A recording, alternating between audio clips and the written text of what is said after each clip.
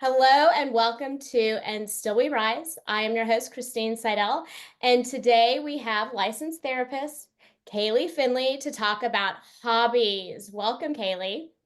Thank you. I'm so excited. This is one of my favorite things to talk about because it's so important to who I am in my life, both in the counseling office and outside. So I'm excited to talk about this. Well, I am beyond excited to have you here. And for those of you that don't know, Kaylee is a therapist at Rise Therapy Center, and she is our not only our resident crafter, but resident baker.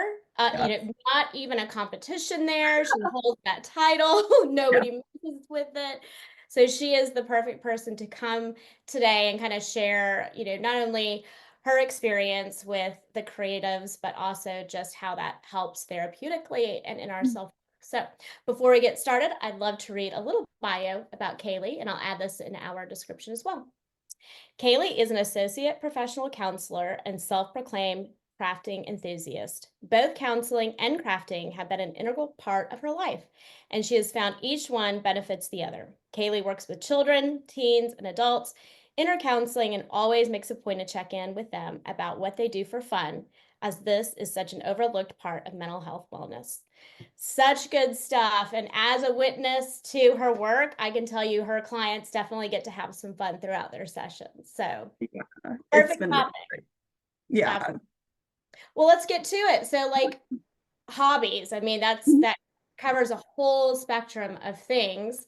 So, tell me, how are hobbies so useful in shaping our sense of identity and how we feel about ourselves and the emotional processing? Yeah, so when we talk about hobbies, there's people who break it down into the different types of hobbies of you need a hobby for your physical health, for your creative self, to make money, which I don't necessarily agree with that, but we can go into that later. But for me, I just kind of think of hobbies as something you do that just for the sake of bringing you joy. It's not something that should be pressured. It's something that should just be pure enjoyment and creativity based, or just something that you do for yourself without expectation. Um, Mhm. and I think that's so important because we have so many things that are expected of us in our day-to-day life, right? And we have to do those things. But when we pour all of our identity into either our work or even our relationships with other people, we can lose who we are outside of just serving someone else. Um, Mhm. and I think hobbies are really good because it gets you back to your sense of individuality, because my even if I'm just following a crochet pattern that someone else wrote, if I Mhm. do it and if my friend does it, they're going to be a little different, just Mhm. because we might hold our yarn tension a little different. So the size might be a little different, or I mess up in some way that she doesn't, or she messes up in some way I do, or I don't. But that is what makes it unique, because only you can make the thing. Only you can do that hobby in the way that you're going to do it. I think that's such a very important point to make is it's really like an authentic expression of self. No matter how you do it or how you try to do it, it is going to come out as like you in whatever way that is, and it's going to be unique and different and from somebody else who may be doing the exact same thing. So, Mhm. how do hobbies help us reconnect with ourselves? Why are they important in that aspect? Yeah, so I think, obviously we can't ever exist in a vacuum, right? And hobbies are the same, of there will always be other people who do the same hobby or have done it. And for me, I think the way that hobbies help us connect with ourselves is through the fact that it's connecting with other people too, in a way. Mhm. And there's this quote I found years ago that really struck me. When we engage in, this is talking specifically about fiber arts, but I think it can be applied to a lot of different hobbies. When we engage in fiber arts, we are creating something, but we're also participating in historic traditions tens of thousands of years old. You are not only making art for your soul, um, and for future generations, you are embodying the work of your ancestors. So it's this way of combining like the past, present, and future, which we know are all things that shape who we are. And it's a way to feel connected. And through those connections with, you know, ancestors or future generations, we shape who we are too. Yeah. Wow. I mean, I think that that's even something that like I haven't even thought about is like, especially talking about that quote from the fiber arts that so many of these hobbies have been things that generations, Mhm. whether they're our ancestors or from a cultural perspective, have done that when we're doing it in the moment, it's almost like we're participating in that like collective of people that are present in that moment and then we'll be present with others in the future when they do that too, which I Mhm. think is something that's lost when we're constantly in this, being productive, doing things that benefit us. There's really no connection to the here and now, which actually connects us to those that have and those that will. And I think that's a really beautiful thing to be conscious of in so many ways. Yeah, and that's for me a big part of my story and how I got started like with crafting of um back when I was in like elementary school and my grandmother passed away, my aunt gave me her knitting needles. And Mm, obviously in elementary school I wasn't into that yet or anything, but and it took a few years for me to get into it.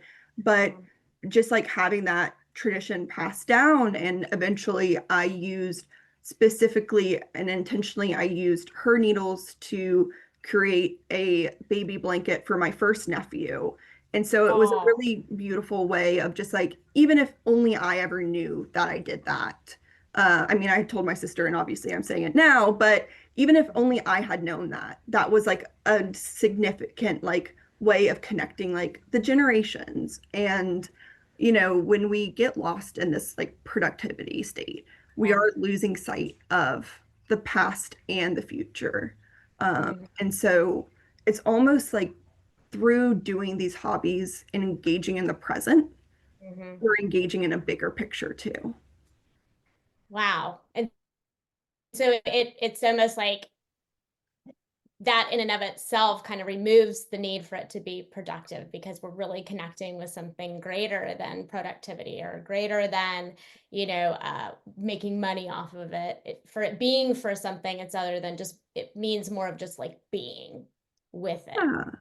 Yeah. And I think that's been a really interesting thing of, this balance between what is your hobby versus what is a like job.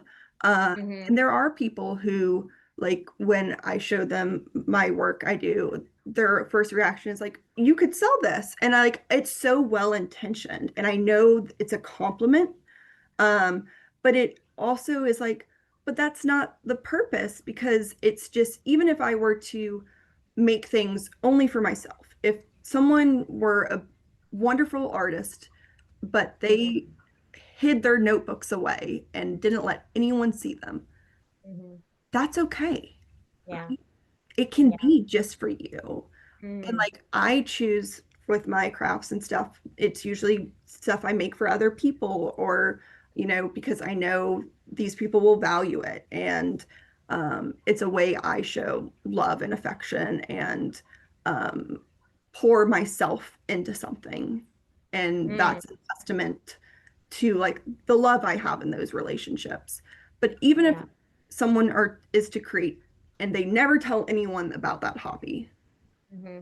that's okay, Yeah. right?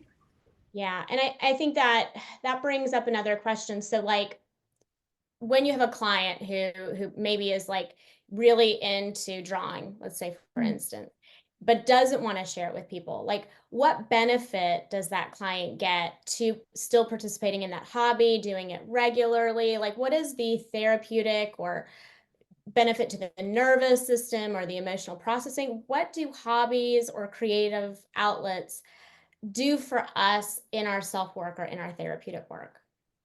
Yeah, I think it gives us like a sense of purpose and identity, and it also like builds our self-esteem of like if this is something we learn to do, like so many of these things, it takes time to learn how to do them. And it's usually, at least in my experience, tears and frustration and tearing up the paper or ripping things out. And, that alone teaches us so much about ourselves. Mm. Yeah. Um, but it's also that, our feelings are going to come out when they're going to come out, right? And if someone doesn't want to show anyone that, but they're drawing and they're getting super frustrated, Hmm. but it's something they've done 1,000 times, maybe that frustration is about something else, right? And it's Yeah. going to come out, right? And Hmm. so just engaging in those practices that allow us to connect to ourselves in the moment, that Yes. is the prime time for our feelings to be like, hey, I'm here. I need Mm. to be seen. And if you're going to try to like mindlessly engage in something, Yeah. um, but it's creative and it's regulating us, those feelings are going to start to Hmm. come up, right? And so it can be Yeah. almost And this tool for our body to like talk to us.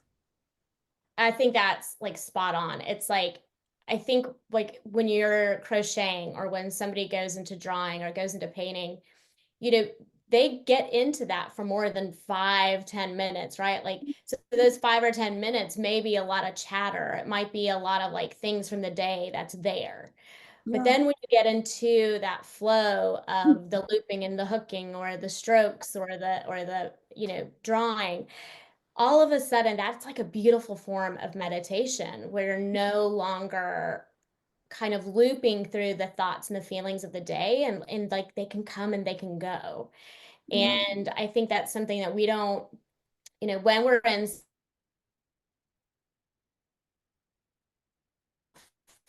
for our bodies to be Hmm. still for Yeah. that processing, for that settling of the nervous system to get to a place of flow, which I think creative outlets, hobbies, gardening, all of those things Hmm. ultimately put you into flow, and your nervous system is able to process them in such an appropriate way Yeah. versus fighting them throughout the day, or even fighting them as you start to get into your hobby or starting to get into your project. Like how many times are we like, I really don't want to do this today. It was awful yesterday. I know I experienced that with my daughter this week, of just like, this is so hard. But like the tenacity of moving through that difficulty too is such a lesson. So It yeah. is.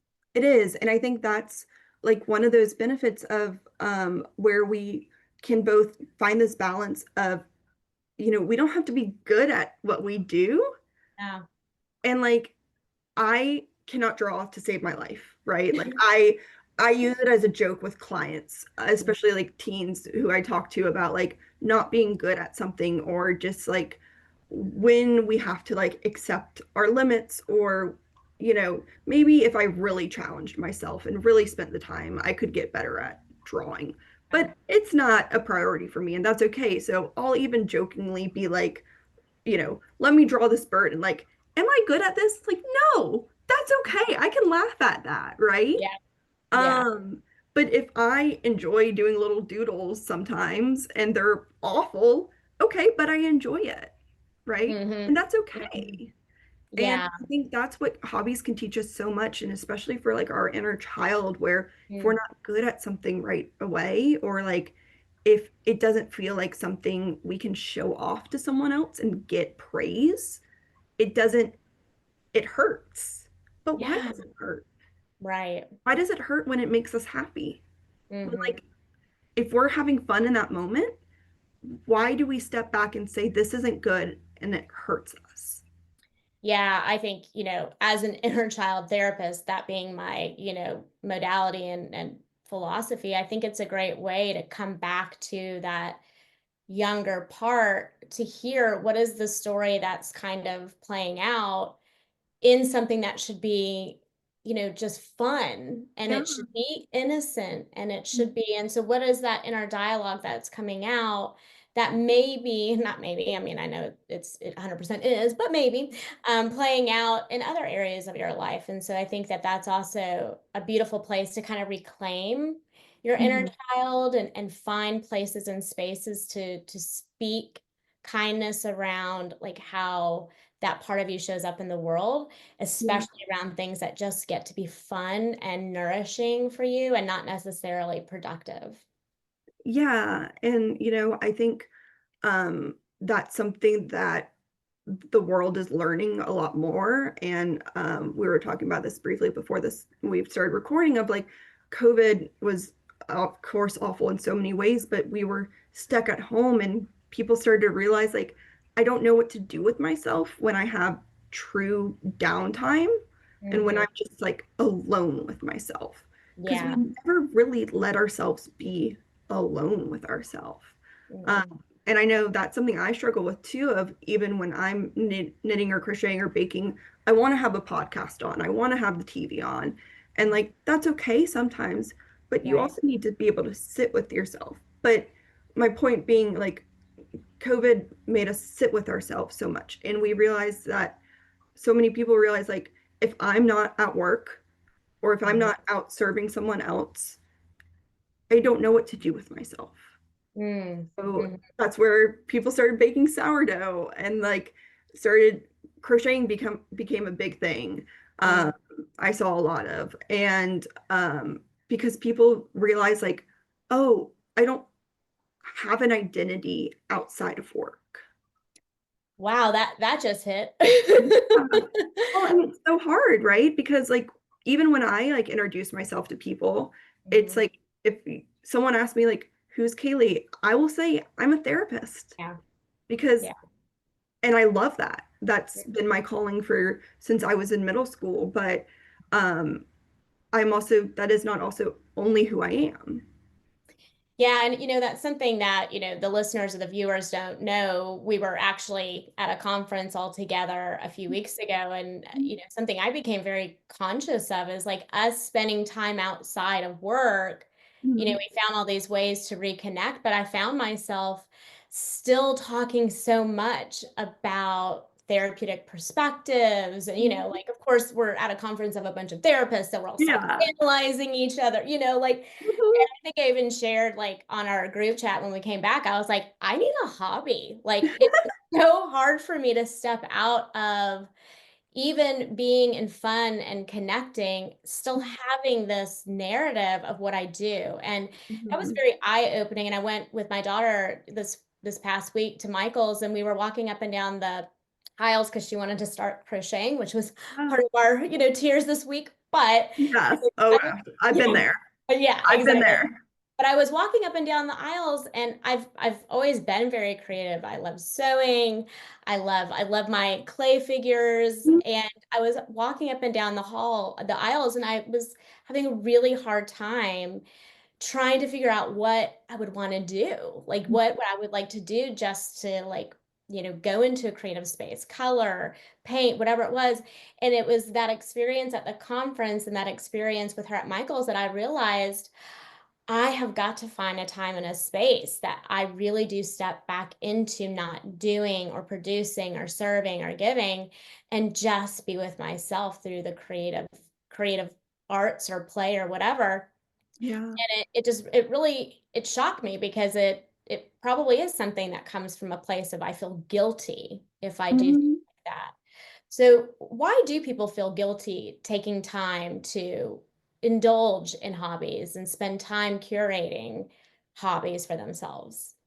Yeah, I think our society just values like productivity so much and just like the ways like you make money, right? And I think that goes back to like when I show people things, it's, oh, like you could sell that. And it's like, okay, I could, but also that may take the joy out of it. And so I think we've gotten into this idea that um there was this movement of like self-care isn't selfish, right? Or like doing something for yourself isn't selfish. And I think that was really like talked about, but I don't know if people have really internalized that. Like, and it's hard to when the society we live in, like, doesn't the 9 to 5 life doesn't really fuel space because people come home so mentally drained and have all these other responsibilities that saying no to doing something else or well, I could be using my time to like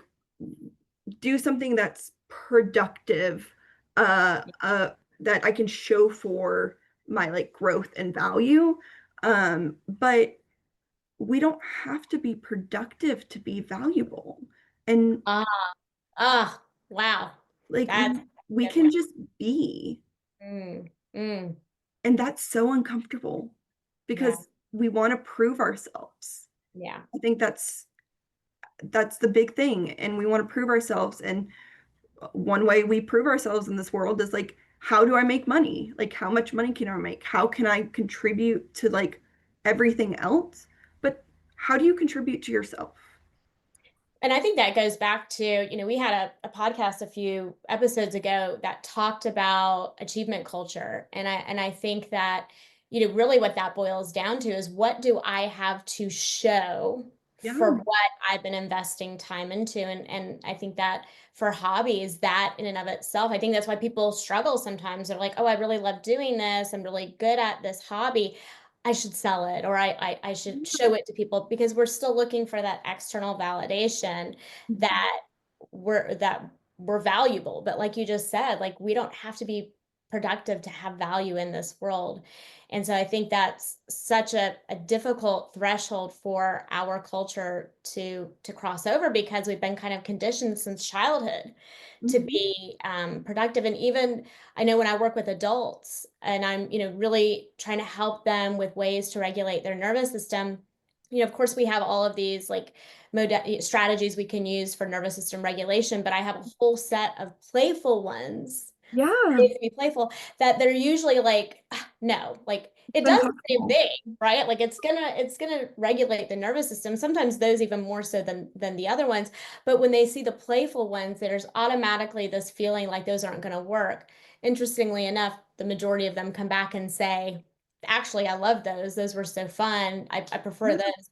But there's just something about being in a place of like play that Hmm. feel like isn't going to be helpful or productive, even when we're wanting to like regulate and calm our nervous system. So it's interesting, our aversion to it because of the conditioning of achievement and productivity. Well, and I think so much of it, yeah, I think goes back to that and goes back to that like achievement culture being taught early on, and also that like, for so many of us who have childhood wounds where we were taught we had to grow up faster. So even in childhood, we couldn't fully connect with being a child. And Yeah. so now, as an adult, that childhood state wasn't safe. So we don't want to go into those playful states because that also wasn't safe.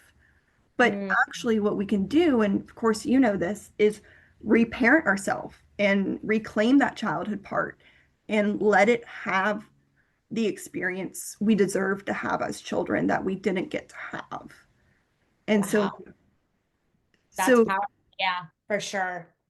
let yourself be a child and finger paint, get Yeah. messy. Like, I feel like so much of it is when I see kids even and we're doing glitter or all that, they get concerned about cleaning it up. And I'm Yeah. like, no, you get to be messy in here. That's okay. That's so fun. Isn't it fun to go jump in a mud puddle and get messy? Hmm. Right? Like that's what our inner child wants. Hmm. But we're even taught as kids like to be concerned about the what am I looking for? Sorry, my word lost me.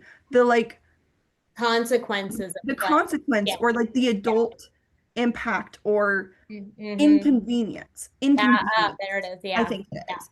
Yeah. It's inconvenient for to clean up stuff.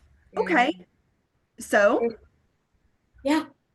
Right. So we clean up. okay, Yeah. that's fine. Yeah. Yeah. I'd Mm, rather have take my 10 minutes between sessions to be cleaning up glitter yeah. and like letting the kids be messy than being like, no, as an adult, it makes me uncomfortable or it's a little inconvenient for me. So you don't get to be a kid and be messy. And so Yeah. Wow. we, when we engage in these hobbies and let ourselves just be messy in the process, Mhm. and like do that glitter painting or whatever, right? Or make those cookies and get flour over the entire kitchen, which I do. Yeah, Um, but we get the benefits of that. yeah, You bring those to the office. yes. Uh, and yeah, later I have to deal with the inconvenience of cleaning it up. But oh my gosh, I had fun while I was doing it. And Yeah. that's so much more valuable than the inconvenience of cleaning it up. I think that's such a great point. And, something I often tell my clients is, childhood in and of itself is chaotic. Play is chaotic. We make messes when we play. We, are loud when we play sometimes, but it comes from such an innocent place that Mhm. like really building tolerance for the messiness is helping you pull more of that innocent part of you out that sometimes wasn't allowed to be playful Yeah. because of the chaos it created for the adults. So I think that's such a beautiful part of reconnecting to hobbies because it does help us reparent ourselves.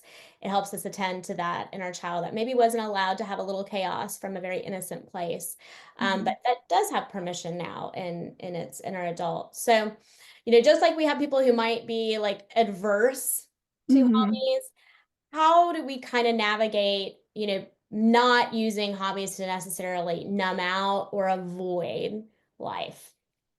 Yeah, and I think that's a hard one because I think it kind of goes back to what I was saying earlier of like you can try to do that, but at some point you're naturally going to get into that flow state and you're naturally going to like explode over maybe, you ran out of a marker ink or you ran out of an ingredient or I had to pull a row out. And when I have a big reaction to that, well, that's telling me something, right? So I think our bodies are so good at, we try to think we're smarter than our bodies, right? Like we try to think, Yeah, I know, oh, we I try. just, we so try, we try. And we are like, well, if I just distract myself enough, then Mhm, I won't ever have to think about this. mhm. But our feelings are going to be heard, right? One way or another. Yeah. And we can either carve out space and intentionally engage with that, or Mhm, it's going to be the Coke bottle explosion that we do with kids where it comes out, right? mhm, And mhm. so I think, yeah, you can try to mindlessly engage in it, Yeah. but it's going to come out. I think that's an awesome point is that, you know, if you're using it as avoidance, you're probably not actually engaging in it as, Exactly. as it's supposed to be used. So I think that's same thing with like meditation. Meditation won't work if you don't actually engage with it. If you kind of Hmm. avoid it or you do it for 5 minutes and you're done. And same thing with play or Hmm. hobbies. You have to actually engage with it. And if you do, it's going to process through what you need to process through and it won't be able to be a place of avoidance. So I think that's reassuring that anybody who's, not, or maybe avoiding hobbies because they're like, oh, I don't want to get lost in them. I have a very addictive personality. Just, being very, clear that engage with them in the way that they're meant to be engaged with and it'll do its job, so to speak. So, Yeah, and I think that kind of goes with this idea of like if someone's struggling to find joy, right? If you're in a depressed state and you're struggling to find joy, just try.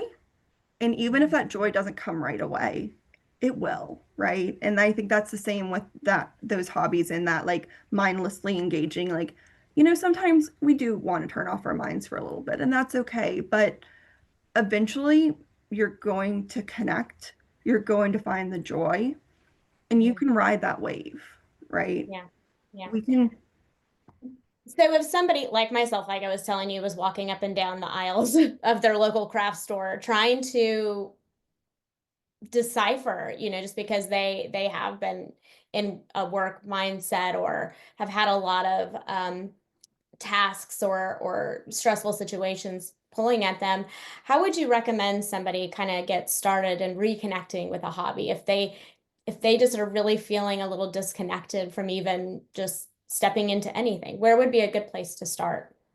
I think it goes to looking at like what you did when you were a kid. Like, were you really into like coloring? So get some markers and a coloring book. They don't have to be expensive things. Or if you were really into making the friendship bracelets, make the friendship bracelets again and use these as a starting point. And then you're going to see like, oh, I really like this aspect of it, but I don't like that. So maybe I want to try to do beads instead. Or maybe I like the markers and but I don't like this type of coloring book. So let me try something else. And just Mhm. being like curious and starting from what you liked as a kid and allowing yourself to open up to other things.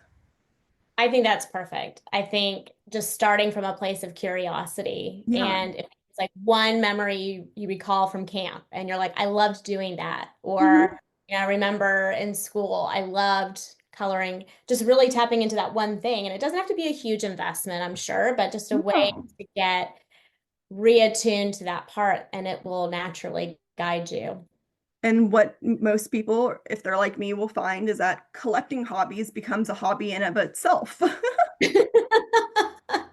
That's so true. But like as much as this is not the message we're giving to people, you are really, really good at the creatives. And in speaking with you this last week, you shared a little bit of how difficult it was for you to get started in some of them, but it was part of your own therapeutic process to keep trying, keep coming back to it to show that Yeah. you can do hard things. And I'm sure that's part of like even just your own self-growth, that Kaylee has indulged in her creatives and grown immensely in them, but that wasn't where she was, and that wasn't her intention in doing them. But that as you continue, you do become more proficient in it, and it does become such a beautiful thing that you share with others. So Yeah, thank you. And it's something where, I also want to remind everyone, like, as long as I've been doing some of these things, like, the mess ups still happen and the frustration still happens. I was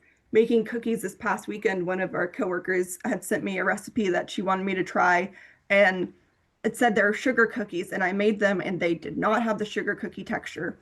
And I got so stubborn and so determined and ran to the grocery store too many times to get more ingredients because I was like, no, they have to be right because something's wrong. And those moments like are so just like frustrating, but also so therapeutic of like, yeah, come on, Kaylee, like I can let go of this, right? At some point, I gotta release that.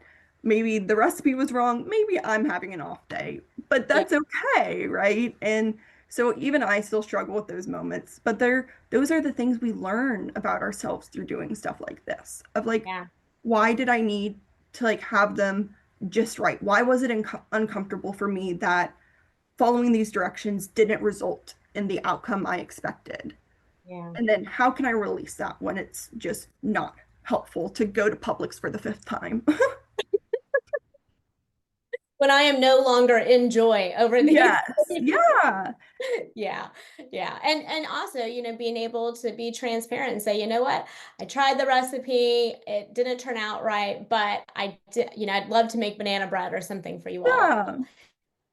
Yeah. Or And like coming to yeah, I ended up bringing them in anyway and just being like, they didn't turn out how I wanted, but oh well. And everyone was like, oh, but I like them how they are and stuff. And just remembering that we're always harder on ourselves. And we are. like, Yeah. it was still fun and frustrating, and those two things can exist at the same time. And I think that's where people can get discouraged with hobbies, but I encourage people to ride that wave. I love that. That's such a good message.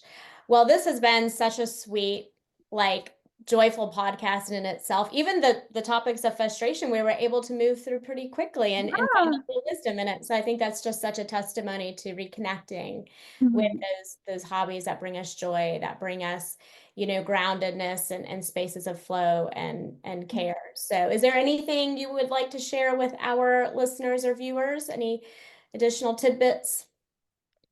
I don't think so. I would just encourage everyone, if they listen to this, to think about something they liked as a kid and try to let themselves do it and try to let yourself find a way to make a mess this week and let Ah, yourself be messy. I love that. Absolutely. Well, thank you, Kaylee, for coming on today. And Kaylee works with a lot of kids, teens, adults in a very playful space and really helping them reconnect to that part of them that is so valuable without having to be productive. And, she brings such a ray of sunshine, not only through her baked goods and her crafts, but just through her warm and inviting energy. So if you would like to work with Kaylee or you would like to talk to her more about how to do some of the self-work through hobbies and through childlike play, we will carry all of her like contact information, socials, and where you can find her and schedule a time with her to do some work with her. So thank you, Kaylee, for joining us, and we look forward to talking to you soon. Thank you. Welcome. Take care, everybody.